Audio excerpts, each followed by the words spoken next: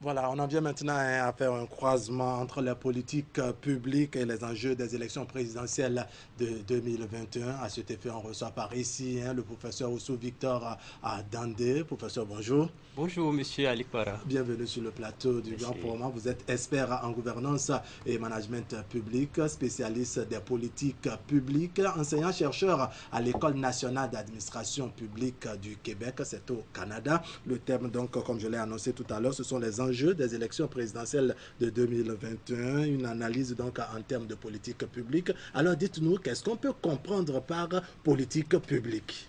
Monsieur Alikwara, c'est tellement simple. On va partir peut-être de quelques préalables, Mhm. puis on va voir par exemple c'est quoi d'abord la politique Oui, et qu'est-ce qui différencie la politique de la politique publique. oui, Alors, il allons-y. faut dire que la politique, c'est l'ensemble des luttes, activités menées par des acteurs traditionnels, Oui, en l'occurrence les partis politiques, qui visent à conquérir le pouvoir législatif ou gouvernemental, ceci dans le respect des règles constitutionnelles et institutionnelles en vigueur. c'est ça. Mais une fois le pouvoir politique obtenu, il va rester maintenant la question de son investigation dans la résolution des enjeux ou des problèmes que vivent les populations. Et donc c'est là toute la question des politiques publiques. Public. Et là, il faut voir la notion même de l'État et Mhm. du pouvoir politique. Oui. Parce que l'État, c'est pas comme ici on va dire l'État, c'est nous-mêmes. Non, c'est un peu plus que ça. Oui. L'État va être vu sur trois dimensions Allons-y. principalement. La première, ça va être, par exemple, l'État vu en termes de présence d'une population, un peu comme les nationaux et les non-nationaux, mais qui ont une accroche stable, une accroche durable avec le pays. La deuxième dimension de l'État, ça va être le territoire sur lequel l'autorité publique exerce justement son autorité. Donc ce territoire aussi, trois dimensions, le territoire physique, délimité par les frontières et tout là, Oui. puis le territoire maritime, les eaux intérieures et la mer, délimité par la bande côtière. Oui. Et le territoire aérien, il ne faut pas l'oublier, Le donc ciel. qui est Le ciel. le ciel, qui est donc délimité par les limites des territoires physiques et maritimes. C'est ça. Et donc les enjeux qui se posent sur tous ces espaces sont donc des appels à la notion de la politique publique.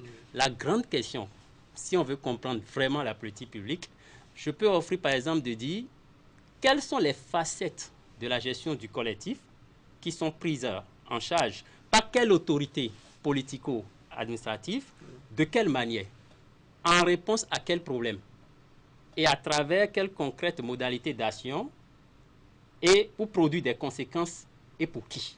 C'est ça. Là, c'est toute la question de la politique Oui. C'est publique. quelque peu technique. Si on va décliner tout cela, ça donne quoi? Oui, si on va décliner tout cela, c'est d'abord de dire que, on va prendre quelques exemples. Allons-y. Un taux de chômage élevé, régularité des accidents sur nos artères ou sur nos routes, Oui. les enfants qui ne sont pas suffisamment à l'école, Oui. qui n'ont pas un accès suffisant pour l'école, Oui, oui. on n'a pas accès aux services ou alors aux soins médicaux. Oui. Donc tout ça, c'est des enjeux. Mais ces enjeux sont vécus individuellement, puis après collectivement, parce que l'État est regardé sur toutes ces dimensions que j'ai définies. Oui. Mais lorsqu'on regarde ces enjeux maintenant, qu'est-ce qu'on va dire? Alors, quand est-ce que ces enjeux deviennent des préoccupations du politique? C'est ça. Là, la notion d'agenda du gouvernement arrive. D'accord. Mais entre ces deux notions, Oui. il y a d'abord qu'est-ce qu'on fait pour pousser les enjeux Oui. que les populations rencontrent dans l'agenda du gouvernement. D'accord. Là, le rôle revient encore à la masse, d'accord, aux acteurs sociaux. Oui. Alors, donc, on peut voir, par exemple, les médias, comme vous l'êtes là-dedans. Oui. Quelles sont les dynamiques qui poussent les problèmes sociaux dans l'agenda du gouvernement? On va voir les médias, Oui. on va voir, par exemple, la société civile, mais on va voir, donc, pour dire de façon plus générale, une mobilisation sociale. Donc, le problème va quitter l'étape de problème privé Oui. pour arriver à un problème social. Oui. Puis après, ça va quitter l'étape du problème social pour entrer dans l'agenda du gouvernement. Et c'est seulement là que ça devient un problème public. Je vais vous donner un exemple. Allons-y. Avec des enjeux électoraux que nous avons eus un peu avant l'élection législative de 2019, Oui. vous voyez comme il y a eu, le régime a opéré un genre de thématisation politique de l'enjeu. On a fait appel au président de l'Assemblée nationale, on a fait appel donc aux élus pour pouvoir débattre de ces enjeux-là dans la machine politico-administrative. Oui. Puis après, on a fait appel aux experts. Vous voyez, donc l'enjeu qui émerge de la société arrive dans la machine sociale, Oui. arrive dans la machine politique et est thématisé pour devenir un problème public. Maintenant que c'est devenu un problème public, commence le rôle des analystes politiques qui sont dans nos ministères. D'accord. Alors, en ce qui concerne donc l'agenda du politique, n'est-ce pas? Est-ce que cet agenda est connu d'avance ou bien on attend bras croisés quand les problèmes se posent individuellement, devenir peut-être des problèmes de zone, avant de remonter maintenant au niveau central, donc au niveau de l'État, avant que cet État prenne conscience pour adapter ses réalités à son agenda? Oui, M. Alec Para, ce n'est pas aussi simple. Il n'y a aucun agenda qui est monté d'avance. Non. Certes, pour gagner les élections, il y a un programme de société. Oui. D'accord? Bon, mais dans le programme de société, c'est comme le plan Alain Juppé 1995. Et quand les gens arrivent au pouvoir, ce n'est pas exactement mot pour mot ce qu'on a dit dans les élections qu'on réalise. Donc, il y a plusieurs facteurs qui arrivent après. Mais il y a quand même une orientation. Mais ce qui se passe vraiment est que les enjeux qui sont perceptibles ou perçus au niveau de l'environnement, au niveau de l'environnement, sont récupérés par l'analyse qui est dans les ministères. D'accord. Alors, devrons-nous passer d'abord d'un agenda connu, d'une orientation, bien d'une proposition d'abord, avant de venir adapter ça aux réalités du terrain? Oui, c'est vrai, parce que il y a vous faites une très bonne question quand même, parce qu'il y a des perspectives, un peu comme Béné à la FIA 2025. Il y a des projections, oui. Vous voyez, et donc dans ces projections, les candidats vont quand même faire leur projet de société. Oui. Donc, il y a des perspectives quand même. Mais au-delà des perspectives, il y a des réalités qui vont être connues sur le terrain. Et qu'il faut adapter, les différentes propositions à ces réalités. Mais c'est ça, parce qu'il faut vraiment que je puisse expliquer comment est-ce qu'on arrive à avoir une politique publique. Le mécanisme. Le mécanisme même. Et je reviens à l'étape de l'analyste qui se trouve, par exemple, dans les ministères. D'accord? Donc, l'analyste fait une note d'information, par exemple. Juste une note d'information.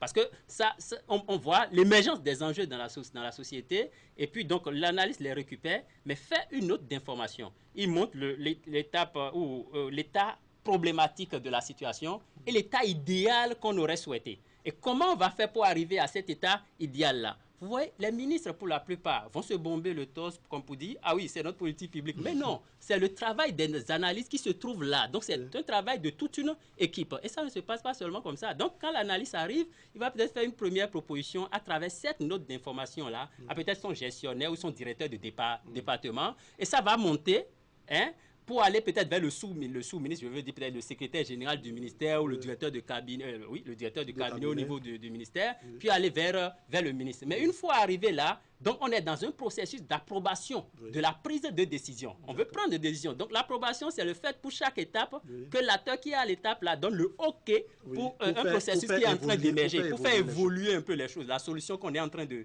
planifier. Et là, quand ça va arriver, le ministre va avoir, comme on dit, un mémoire qu'il va présenter au Conseil des ministres. Oui. Mais avant même d'aller au Conseil des ministres, il se doit de négocier ses autres collègues ministres. Oui. Parce que, vous voyez, c'est comme aujourd'hui, on est dans l'approche Role of the Governance, donc on va voir des problèmes qui sont plutôt des problèmes transversaux, donc des problèmes qui concernent tout un certain nombre de secteurs ministériels. Et donc, il faut voir comment on coche les ministres, donc pour qu'au Conseil des ministres, vous voyez, parce que nous, on est là, une décision est prise au Conseil. Non, mais ce n'est pas le président qui prend de manière unilatérale. Non. Ouais, donc c'est tout un travail d'équipe. Et donc on essaie aussi de regarder quelles sont les priorités du gouvernement. Oui. Parce que l'action qu'on veut mettre en place peut avoir un résultat d'impact négatif, un résultat électoral d'impact négatif. Oui. Parce qu'il y a aussi des contraintes électorales qui sont en jeu. Oui. Mais il y a deux choses principalement. Allons-y. Les deux choses qu'il y a, c'est qu'il y a des hypothèses causales pour analyser un enjeu. Un enjeu qui se pose dans l'environnement, il y a des hypothèses causales. Donc on essaie de voir qui sont les mises en... Merci, monsieur. Oui. On essaie de voir qu'est-ce qui a causé. On essaie de voir qui sont les groupes cibles. Donc, les groupes cibles, pas pour dire, ah, c'est eux qui ont causé le problème, on va sanctionner. Non. Mais les groupes cibles pour dire, nos actions vont cibler ces structures qui peuvent être des personnes physiques ou des personnes morales pour pouvoir opérer un changement de comportement et avoir l'idéal qu'on recherche. Donc, du moment où on cible les groupes, on cible des groupes, des acteurs qu'on appelle des groupes cibles. Donc, on reste dans une hypothèse causale pour voir quel est le schéma causal par lequel ces groupes-ci causent du tort aux bénéficiaires finaux qui sont la population en général. S'il faut aller par une sensibilisation. Merci. Et là, on rentre dans les hypothèses d'intervention. C'est ça. Et quand on est dans les hypothèses, vous n'avez pas, est-ce qu'il faut aller en douceur? Oui. L'État ne va pas faire tout de suite appel à la force physique, la force coercitive ou la force régulatrice. Mais il y a les modalités d'action incitatives, il y a les modalités d'action persuasives pour persuader, pour envoyer les gens, pour les amener à changer de comportement. Vous voyez, donc c'est tout un processus. Et puis finalement, on a quelque chose qui entre dans l'agenda du gouvernement et qui sort. Mais il faut noter que c'est une co-construction. Ce n'est pas dans un bureau où les acteurs politico-administratifs s'enferment pour produire une politique publique. C'est toute une chaîne. C'est toute une chaîne. Donc, on va et puis on vient, il y a des consultations. Vous voyez que vous vous rappelez avec la politique. Moi, je prends le dialogue politique comme une politique publique. Parce qu'une politique n'est pas que substantielle. La politique peut être institutionnelle. Réformer l'administration, donc morceler un ministère ou agréer plusieurs ministères pour en avoir un de plus gros. Ça dépend des enjeux qui se posent à l'administration. Et donc, vous voyez, on a fait appel, par exemple, au professeur, je crois que c'est Victor Tokpanou. Mais il n'est pas membre du gouvernement, mais c'est un expert. Donc, on fait des allers-retours pour pouvoir amener tout le monde dans l'analyse, pouvoir concevoir une politique publique. Pour une combinaison des intelligences. C'est cela. D'accord. Alors, quelle est votre appréciation des politiques publiques mises en œuvre au Bénin depuis 2016 à aujourd'hui? Vous savez, la question... Quand j'arrive à ce niveau, d'abord, je veux dire une première... C'est bien vaste, il faut le reconnaître. De 2016 à aujourd'hui, ce n'est pas petit. Ce n'est pas petit, c'est vrai. Mais qu'est-ce que je dis? Très souvent, je dis, l'État est une continuité. Vous voyez? Je prends par exemple les avancées qu'on a eues au niveau de l'assainissement de nos villes à travers les routes, bitumage et tout. Vous voyez? Et consorts. Qu'est-ce qu'il a fallu? Il a fallu, par exemple, que le régime passé fasse les choses sur des trucs peut-être inter-État. Ce régime en a fait aussi, mais inter-État, pour que l'autre combine avec ce qui se passe maintenant à l'intérieur de nos villes. Et puis l'État va permettre de faire des activités, importation, exportation, pour nourrir notre cagnotte, pour pouvoir financer et puis rendre nos villes plus habitables. Ça, c'est un. Mais il y a une avancée que moi, je note particulièrement. Ça, c'est de ma position totalement neutre là. Je vois que l'administration publique a connu une très grande évolution. Et ça, c'est à l'actif du régime. C'est à l'actif du régime parce que désormais, on peut s'établir ces actes directement en ligne. Ça, c'est quand même une question du développement. Bon, maintenant, la question sociale, elle-même, vous voyez, quand on prend l'approche sociale, elle est parfois d'abord structurelle. Et je pense que le gouvernement qui est là est dans une approche structurelle de réaliser des politiques sociales. Parce que le social, nos populations ne vont pas l'accepter tout de suite. Mais le social, ce n'est pas que c'est de distribuer, par exemple, l'argent aux gens, mais c'est d'établir des conditions qui vont permettre aux gens d'avoir un mieux vivre. Et sur ce point, par exemple, les questions de sécurité, c'est une avancée dans notre... Alors, très rapidement, est-ce que la mise en œuvre de ces politiques également ne prend pas en compte la question de communication? Parce que tout à l'heure, vous disiez que les populations ne vont pas accepter le social tel que mis en place par le régime actuel, parce que cela ne s'interprète pas en termes de distribution de l'argent. Mais est-ce qu'on doit communiquer, ou bien est-ce qu'il n'est pas nécessaire de communiquer à l'effet d'amener les populations à assimiler les réalités? Bien sûr, M. Ali Para, il est essentiel de communiquer. C'est pourquoi pour pouvoir communiquer, la première question, c'est qu'on veut communiquer entre qui et qui. Ouais, donc c'est pourquoi la question de la politique publique, c'est d'abord de bien définir toutes les parties prenantes dans le processus d'une politique publique. À commencer par les groupes cibles dont je parlais tout à l'heure, et on ajoute les acteurs politico-administratifs. On va voir qui sont les réels bénéficiaires, mais en plus, on va voir qui sont ceux qui vont être les tiers lésés par notre politique publique, ou qui sont ceux qui vont être les tiers... Tout le monde ne sera pas content. C'est vrai. Et qui sont ceux qui vont être des tiers profiteurs de notre politique publique. Je vous donne un simple exemple, d'accord? Je prends Cotonou qui, à partir d'un moment, commence par dégager une senteur qui n'est pas bonne. D'accord? En même temps, tout de suite, ça pose une question de menace sur la santé publique des Cotonois. Alors, qu'est-ce qui va se passer? Une première analyse de cet enjeu-là montre que c'est peut-être des éleveurs de porc. J'avance les choses de cette façon. Des éleveurs de porc qui dans l'exercice de leur activité, polluent Cotonou de cette façon-là. Alors, c'est ça. Alors, qu'est-ce qu'on va faire? Est-ce qu'on va les abattre, eux? Mais si on les abat, alors, de quoi vont-ils continuer à se nourrir? Parce que c'est leur profession habituelle. Bon, maintenant, nous-mêmes là, Alors, où on va trouver la viande du porc où?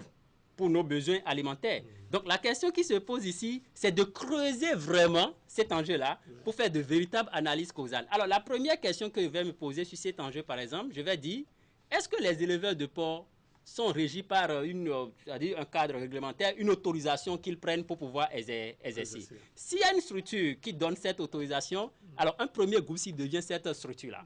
Pas pour sanctionner la structure, mais pour voir quelles sont les conditions que cette structure-là, recadrage, merci. À ce niveau. Très bien, vous avez tout compris. Quel est le recadrage qu'on va faire à ce niveau-là pour pouvoir faire cesser les choses? Peut-être qu'il manque, peut-être que leur politique d'autorisation, il manque des choses à préciser et tout. Bon, peut-être aussi qu'il y a une police communale, environnementale, qui devrait faire des descentes pour pouvoir remettre les choses à leur place. N'oublions pas, la présence du policier fait établir l'ordre, créer l'ordre dans la République. Donc, on va voir est-ce qu'il n'y a pas une police sanitaire qui s'occupe de ce côté des choses-là. Mais quand il y a une police sanitaire, qu'est-ce qu'on va se demander maintenant?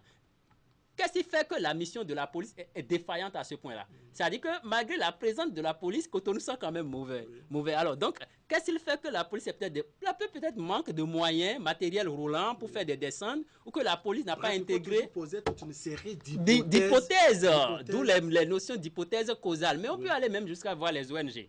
Pour voir que voilà la société civile, les ONG qui interviennent dans le domaine de la santé publique en faisant juste des sensibilisations. Mais on va constater que les ONG qui vont dans ce secteur se raréfient. Ou bien qu'elles sont nombreuses, mais qu'elles manquent de moyens. Ça revient encore à l'État. Mais si les ONG se raréfient, alors qu'est-ce que l'État peut faire? Quelle est la structure qui donne d'autorisation pour créer des ONG? Et comme c'est nos enjeux prioritaires, on va orienter la douceur, comme vous avez dit tout de suite, on va essayer de voir, est-ce qu'on va alléger des choses? La procédure de création des ONG pour ce secteur-là, est-ce qu'on va rendre cette procédure-là plus facile pour les gens? Ou bien, est-ce qu'on va exonérer des importations de matériel avec lesquels eux, ils travaillent? On essaie de poser tas de questions. Ou encore, est-ce qu'on va faire de subventions à ces ONG-là pour être plus efficaces dans leur rôle de sensibilisation? Toute une série d'hypothèses causales. Professeur Adandé, vos démonstrations sont quelque peu universitaires et techniques. On va s'offrir sans doute d'autres occasions, un plateau beaucoup plus vaste pour en débattre. Merci quand même d'être venu sur le plateau du grand format. Le temps qui nous est imparti est déjà là. Oussou Victor Adandé, merci encore une fois. Je rappelle, vous êtes expert en gouvernance et management public, spécialiste des politiques publiques, enseignant, chercheur à l'École nationale d'administration publique de Québec. C'est au Canada. C'est au Canada. Alors, encore une fois, merci. Merci à vous. Mesdames, Messieurs, ce serait tout pour aujourd'hui. Merci de nous avoir suivis. L'information continue sur Canal 3 Bénin.